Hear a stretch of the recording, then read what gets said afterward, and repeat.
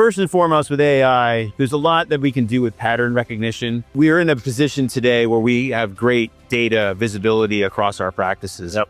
And we also have great visibility into what the insurance carriers are reimbursing us for the treatments that our doctors are providing. And embedded in there, there's always opportunities where, as we know, insurance carriers don't always pay what they're supposed to. Some of that's because of them, and some of that's because of us, because we don't do the things the right way. I'm here with Mike Friguletto, the CEO of Beacon Oral Specialists. Mike, thank you so much for joining. Yep, my pleasure to be here. All right, so we're a little over halfway through 2025. When you think back towards entering this year, what were some of the goals that you were looking to accomplish? How are you feeling and tracking against those goals? Yeah, so when we started the year out, we were certainly hopeful that we'd have another great growth year for our practices, which is treating more patients and making sure that we are available for them whenever they need us, because we are a specialist group. Yep. And on that measure, it's been a very good year. So continue to see strong demand for our services and great relationships with our referrals, because we're very much a referral-based business. We've also, seen some positive things out of the economy this year, maybe a little bit better than I was expecting, which is which has been good so far, but always concerned that something will change tomorrow. So you're planning for risks. Sure. You mentioned it's a big referral-based business. Yeah. What is your approach to ensuring that you're driving pipeline from your referral sources and being consistent with that? It's all about relationship management. So at the end of the day, we rely on hundreds of dentists and specialists to help drive patients to us. And you have to maintain positive relationships with those referrals. There's education, there's just relationship building, not only with the dentists, but with their staffs. Yeah. And then it's also great customer service, because when patients do come, got to be able to see them, pretty quickly, because they're normally in pain or having some need for surgery. And so you have to have the service level and readiness to take care of them when they need you. So Sure. yeah. And now you're a little over 100 practices now? So we're a little over 100 locations. We've partnered with about 40 practices across the U.S. of various sizes, and we've got 107 offices now across the country. All right. So when you think of supporting all of those offices, and we're talking about referrals and it being, a very, personal relationship driven thing, do you have a dedicated resources within the organization to help manage that? Is it managed by the surgeons themselves in each individual practice? Yeah. But what's the approach? So it's a bit of a layer of different things. So we have marketing staff that help to coordinate a schedule or a set of activities that every practice will do during the course of the year. Strategic events, as well as just very tactical things like drive-bys to meet the staff, maybe bring some cookies, very basic things. Sure. But you need to have your surgeons out there talking in the community, making sure that they are maintaining relationships. And that might be through continuing education. That's often an easy strategy for us, because you're bringing something of value to your referrals. Sure. And you're doing it in a social environment, so they get to know you and they get to be refreshed about your clinical focus and what you want to go do. And then we'll do some other campaigns throughout the year that are strategic across all our practices that we think are high value, that will help. And so there's a lot of consistency of things we do, because we found a formula that works. So we run the formula. The surgeons do a lot of the local work themselves, but we help orchestrate it. And we also get their staff out there as well. Nothing more popular than like an in-and-out truck. Yeah, that's true. Just invite all your referrals to lunch on a Thursday afternoon, right. So, and people turn out. It's a big, and everybody loves it. And they get to know each other, right? So it's a big network event. So. Absolutely. And so you mentioned that the year has actually been pretty strong thus far. I know a lot of people have had concerns over tariffs, economic uncertainties, challenges, things along those lines. But overall, it's been mostly positive. Yes. And so when you're thinking now about where do you invest to continue to grow, what are the areas of the business where you see opportunities? So to continue to grow, we have to grow through bringing on the next generation of surgeons, right? So we have got a great platform of doctors. We're helping them perform at their level. It's like, how do we bring the next generation in? Always planning for the future, because there are generational transitions. The surgeon who's in her 50s, we're not worried about them, but we have surgeons that are in their 60s and even 70s that we have to be planning for. Sure. Getting them into the practices, transitioning doctors as they want to retire or slow down. That's a big part of our growth play. And looking where we can expand in certain markets or geographies. Yep. Because there's a large enough population of patients that need our care. And so how do we find those spots and make those localized investments? That's our growth play. Sure. There's also a ton of other operational efficiency that we continue to go after, just helping our practices really optimize how they work each day. So now, have you grown largely by acquisition? Do you do de novos? What type of model do you pursue? So in our first few years, it was very much about acquiring or partnering with new practices.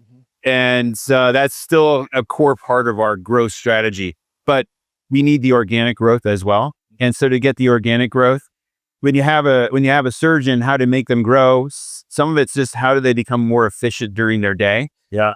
So they can see more patients, not necessarily making them work harder, but just more impactfully while they're there.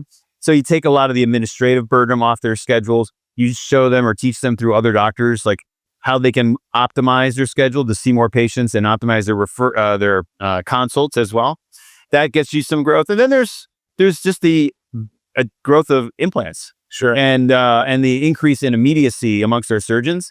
It's amazing how much that's been transformative, because a procedure that might have taken 4 visits for the patient to be fully treated, now you can do in 2. Yeah. So it means it opens up your schedule to see more patients. So all these things working together is what kind of drives our growth. Yeah. So, we're here at Dykema. There's a lot of talk about technology. There's a lot of talk about AI. In many ways, it's for some people, it can just sound like a buzzword these days, because it's like, well, what are we doing with that? But when you are looking at kind of the overall technology landscape today, what are some of the areas that you believe AI can help with? Have you already been exploring those, and have you implemented anything in the business? Yeah. So first and foremost with AI, there's a lot that we can do with pattern recognition. Yeah. We are in a position today where we have great data visibility across our practices. Yep. And we also have great visibility into what the insurance carriers are reimbursing us for with for the treatments that our doctors are providing. And embedded in there, there's always opportunities where, as we know, insurance carriers don't always pay what they're supposed to. Sure. Some of that's because of them, and some of that's because of us, right? Because we don't do the things the right way. And so you can do pattern recognition to look for those patterns, see things change, and say, hey, look, do we have a change in staff? And so there's an education opportunity, or is that carrier maybe changing their reimbursement strategy and did something that we didn't know? And so we have to go after and figure those things out. So a lot around that. And also we use that to help compare our practices and see patterns in what's going on inside the practices. Yeah. So then we can have conversations with the doctors about, this is what we see in your practice. What can we be doing differently? We're doing that today. Right. And so I think that kind of AI adoption is very easy, right? Because it's very behind the scenes to some extent. Sure. There are now we're thinking about more complex rules, things we can do to kind of eliminate variation in the way the operations work, controls, and how do we just try to standardize a little bit more, systematize around the edges. Sure. And so there are tools and technologies that we're considering. And on the patient experience, it's streamlining that whole first 5-minute encounter. I look at it and say the first 3 minutes are on the phone. The next 2 minutes are when that patient walks in. How do we make sure, how can AI help ensure that first 5 minutes of impression, 3 and 2, are the best they can possibly be? Yep. Because if I nail that first 5 minutes, I help that patient through their anxiety, right.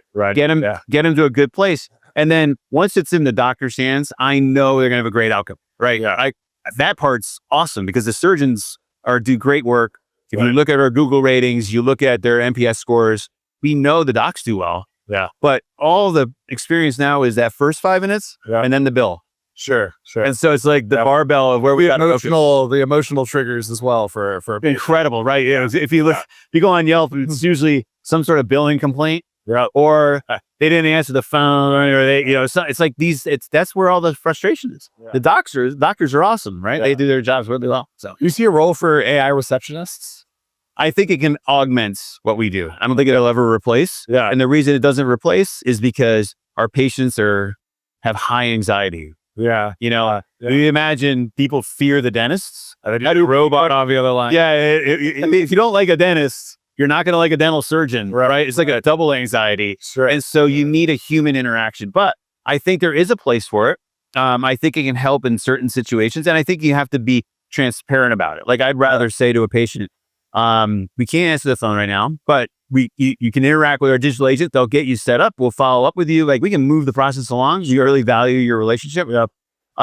You can never do that when it's a patient who's calling, who's having maybe some post-surgical complications and things like that. That I need to get staff on the phone, immediately. See, but there are spots, absolutely. How open-minded are the surgeons to enacting change or implementing new processes or changing the operations within the practice?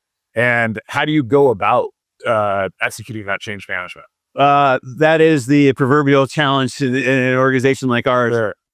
You need luminaries to lead the change, who are willing to try something new, and work through the kinks. So you can never do like, let's blast the change out. I got to win one to win the second one. And then once I get some momentum, I can create the change. The surgeons who are newer in their careers are always willing to try new things because they're not married in what works. Sure. If I've been doing surgery and running a practice for 20 years, the barriers to change are much, much higher. Yeah. But I'm also in an organization with lots of generational transitions happening. I don't necessarily need to change everybody's minds. I just need to keep moving, kind of moving that thing forward over time, and just having a long-term mindset. We can bring change in, and it just transitions out as things go along, as we evolve. So now you mentioned you have great data visibility. Was that something you all built yourself? Did you create your own data warehouse solution? Yes. And then when you're talking about running the AI models for pattern recognition, you'll do that on top of the data set that you guys. That's correct. Yeah. Okay. My background, I was an engineer and information systems major in my education. I've been that came in handy. Yeah, I'm like a data guy. I've always been a data guy. And so when I joined Beacon, when we first started, literally the line I started with my team was, if you can't measure it, you can't manage it. Yep. Right. And so therefore we have to have the metrics. So the first thing we had to do is figure out how to build that data set. And most of our practices are using relatively ancient technology. It works, right? It functions well for the day-to-day documentation of a case. It was never built in the context of an enterprise type business that had to have this kind of oversight. So we had to find ways to break through that. Yeah. Because I wasn't ready when I first started to be like, well, let's go rip and replace all this stuff out. Right. Also, that was only 4 years ago. Technology's come a long way in just the last 4 years. Yep. We're probably farther along now in saying, all right, we've reached the limits of what we can get out of those technologies.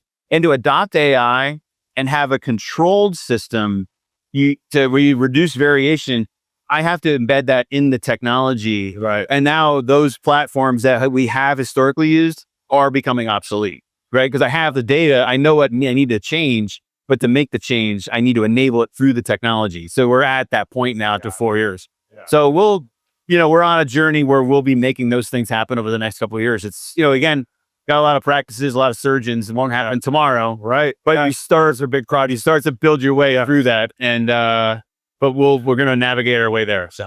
So pull out your crystal ball. You're looking 12 months ahead. What changes for Beacon? What are you going to be working on?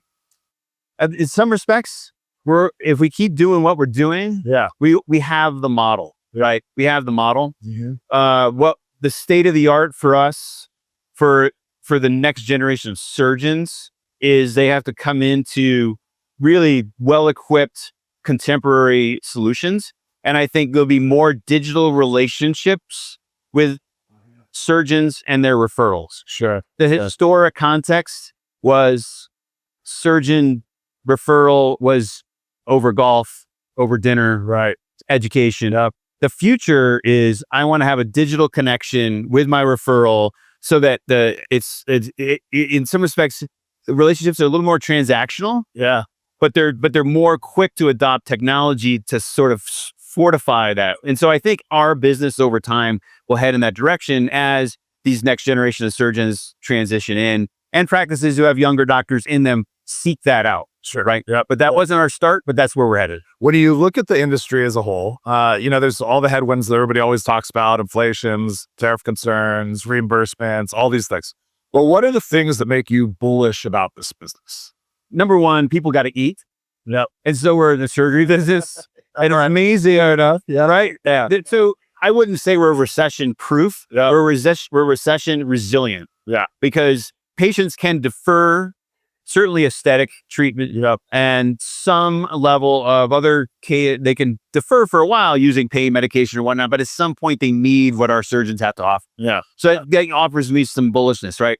But with the amount of education that's happening and consumers are more comfortable talking about aesthetic care, full arch therapy is a perfect example, right? Where nobody knew what full arch was a decade ago. Sure. And now you have so many different entities, even in this building, who are promoting that. They're out there and they're driving consumer demand. Yes. Now you have a more informed consumer seeking out care, and they don't even go to dentists. They're skipping or bypassing because they didn't have dental care to begin with. Right. So I see these things as positive tailwinds for our business. You'll get ebbs and flows. Yep. Right. We see a little bit of that.